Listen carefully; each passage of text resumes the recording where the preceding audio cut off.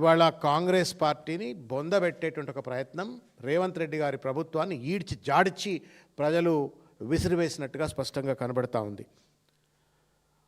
మొదటి విడతలో దాదాపు 1345 స్థానాలు బీఆర్ఎస్ పార్టీకి పట్టం కట్టినారు. అన్ని కుట్రలు, అన్ని కుతంత్రాలు, కోట్ల రూపాయల డబ్బులు కాలికి బల్పం కట్టుకొని రేవంత్ రెడ్డి పిచ్చి పిచ్చి ప్రచారాలు చేస్తే కూడా కేవలం 1700 స్థానాల కంటే ఎక్కువ కూడా గెలుచుకున్నటువంటి ఒక పరిస్థితి. ఇది ముమ్మాటికి గ్రామీణ ప్రజలు గ్రామ పంచాయతీ ఎన్నికలలో ఈ ప్రభుత్వం చేస్తున్నటువంటి ఒక మోసానికి ధీటైనటువంటి ఒక జవాబు చెప్పినట్టుగానే భావించవలసి వస్తుంది. వాళ్ళందరికీ కూడా శిరస్సు వంచి నమస్కారం తెలియజేస్తా ఉన్నాం.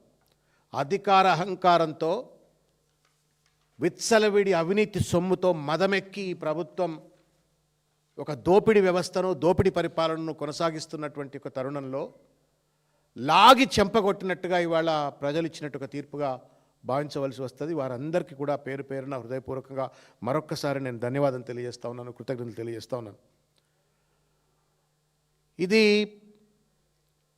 ముఖ్యంగా బీఆర్ఎస్ అభ్యర్థుల పైన అనేక ఒత్తిళ్లకు గురి చేసే ప్రయత్నం చేసినారు, బెదిరింపులకు గురి చేసే ప్రయత్నం చేసినారు, పోలీసులను వాడుకొని కేసులు పెట్టే ప్రయత్నం చేసినారు, పోలీసులతో బెదిరింపులకు గురి చేసేట ఒక ప్రయత్నం చేసినారు, రౌడీగాళ్లతో రకరకాలైన రీతుల్లో ఒత్తిళ్లకు గురి చేసే ప్రయత్నం చేసినారు.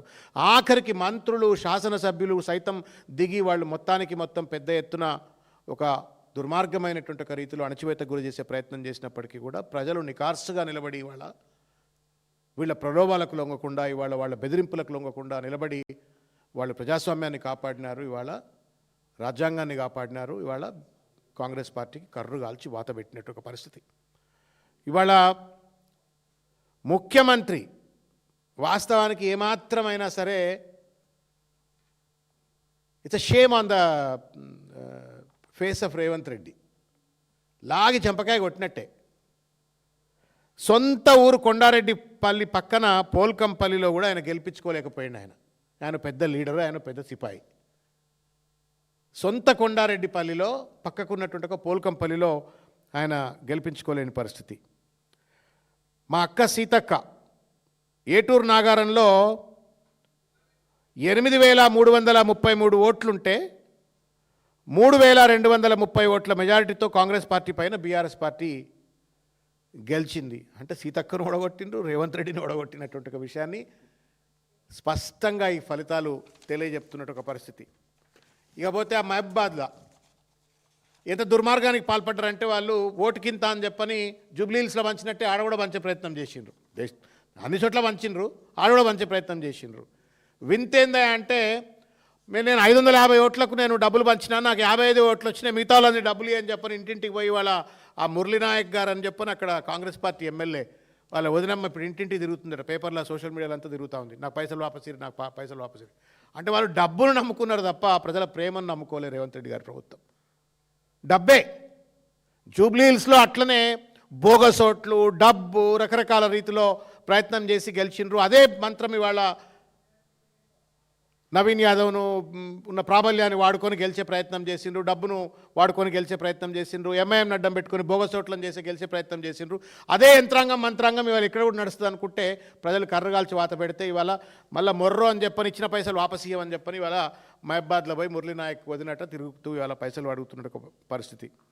జయశంకర్ భూపాలపల్లిలో కాంగ్రెస్కు బీఆర్ఎస్కు సమానమైనటువంటి ఒక ఓట్లు వస్తే అక్కడ అధికారులంతా కూడా కుమ్మక్క అయిపోయి వాళ్ళ కాంగ్రెస్ అధికార పార్టీకి ఒక ఓటు ఎక్కువ వచ్చిందని చెప్పని దొంగచాటుగా ఇవాళ గెలుపొందినట్టుగా ఇవాళ ప్రకటనలు చేసుకుంటూ ఒక పరిస్థితి. సూర్యాపేటలో ఎప్పుడెప్పుడో చూసినాం 20-30 ఏళ్ల కింద గ్రామ పంచాయతీ ఎన్నికల్లో, స్థానిక సంస్థల ఎన్నికల్లో హత్యా రాజకీయాలు. సూర్యాపేటలో ఉప్పల మల్లయ్య అని చెప్పని బీఆర్ఎస్ పార్టీ నాయకుడిని హత్యకు గురి చేసినప్పటికి కూడా అక్కడ ప్రజలు కూడా కర్రు కాల్చి వాతలు పెట్టినరు. మునుపెన్నడూ లేని విధంగా ఈ 2 సంవత్సరాలలో హత్యా రాజకీయాలకు పాల్పడ్డప్పటికీ కూడా, డబ్బు రాజకీయాలకు పాల్పడ్డప్పటికీ కూడా, పోలీసు రాజకీయాలకు పాల్పడ్డప్పటికీ కూడా, బెదిరింపు రాజకీయాలకు పాల్పడ్డప్పటికీ కూడా గ్రామీణ ప్రజలు ఇవాళ రేవంత్ రెడ్డి గారు చేస్తున్నటువంటి ఒక మోసాన్ని ఇవాళ గుర్తించి వాళ్ళ పెద్ద ఎత్తున కాంగ్రెస్ వ్యతిరేక తీర్పునిచ్చినట్టుగా మేము భావిస్తూ ఉన్నాము. వారందరికీ కూడా హృదయపూర్వకంగా ధన్యవాదాలు తెలియజేస్తూ ఉన్నాం. వాస్తవానికి కొంత లోతుగా కనుక చూసినట్టయితే 2023 ఎన్నికల్లో అలవిగాని వాగ్దానాలు చేసినారు, అబద్ధాలతో ప్రభుత్వాన్ని నడుపుతా ఉన్నారు 2 సంవత్సరాలుగా. విచ్చలవిడి అవినీతితో ఇవాళ వేల కోట్ల రూపాయలు దండుకొని ఇవాళ దేశంలోనే నెంబర్ 1 రిచెస్ట్ చీఫ్ మినిస్టర్ ఇవాళ రేవంత్ రెడ్డి 2 ఏళ్లలోనే దేశంలోనే నెంబర్ 1 రిచెస్ట్ చీఫ్ మినిస్టర్. ఎవరి సొమ్ము అది, ఎక్కడ సొమ్ము అది? ఫ్యూచర్ సిటీ ఫ్రాడ్ సిటీ, మూసి పెద్ద బోగస్, ఎక్కడ రియల్ ఎస్టేట్ దందాలకు పాల్పడుతూ కమిషన్లు దండుకుంటూ ఆఖరికి దేశ ప్రధాని వచ్చి వాళ్ళ RRR ట్యాక్స్ RRR ట్యాక్స్ వసూలు చేసుకుపోతున్నారు అని చెప్పేంత విచ్చలవిడి చిల్లర అవినీతికి పాల్పడతా ఉంటే ఈ అవినీతి సామ్రాజ్యంని కూల్చివేస్తామని చెప్పని వాళ్ళ గ్రామీణ ప్రాంతంలో ఉన్నటువంటి ఒక ప్రజలు ఇవాళ ఏకోన్ముఖంగా ఇవాళ మళ్ళా బీఆర్ఎస్ పార్టీని కేసీఆర్ గారిని ఆదరిస్తూ ఇవాళ ఈ యొక్క పెద్ద ఎత్తున ఈ ఫలితాలు ఇచ్చినట్టుగా మేము భావిస్తూ ఉన్నాము. కర్రుగాల్చి వాత పెట్టినట్టుగా మేము భావిస్తూ ఉన్నాం. ఇవాళ ఎన్ని మోసాలండి, 420 వాగ్దానాలు. రేవంత్ రెడ్డి గారు లేకపోతే ఈ ప్రభుత్వంలో ఉన్నట్టు పెద్దలు 42% రిజర్వేషన్లు అని చెప్పని బీసీలను గొంతు కోసినట్టు విషయానికి వ్యతిరేకంగా వచ్చినట్టు ఫలితం ఇది.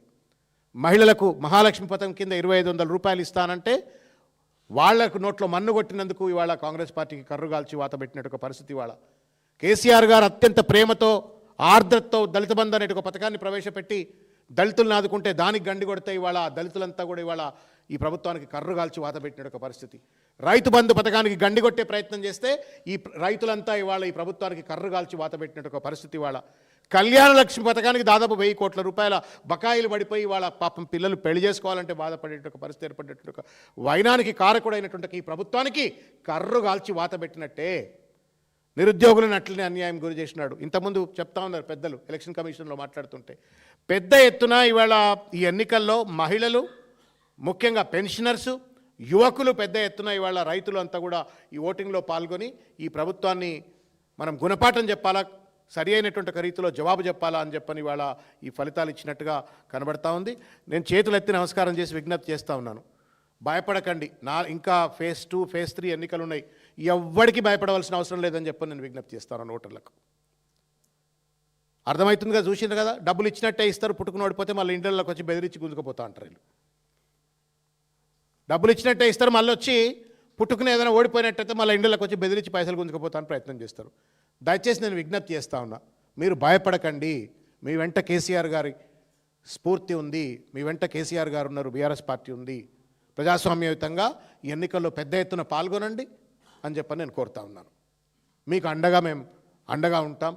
ప్రజాస్వామ్యం ఉంది, రాజ్యాంగం ఉంది, బీఆర్ఎస్ పార్టీ ఉంది అనే ఒక విషయాన్ని ఈ మొత్తం మిగిలిన ఫేజ్ 2, ఫేజ్ 3 గ్రామాల్లో ఉన్నటువంటి ఒక ఓటర్లంతా కూడా గుర్తించాలని చెప్పని, గమనించాలని చెప్పని, మీకు అండగా బీఆర్ఎస్ పార్టీ ఉందని చెప్పని తెలియజేస్తాను. ఇకపోతే ఇంకో ముఖ్యమైనటువంటి ఒక విషయం,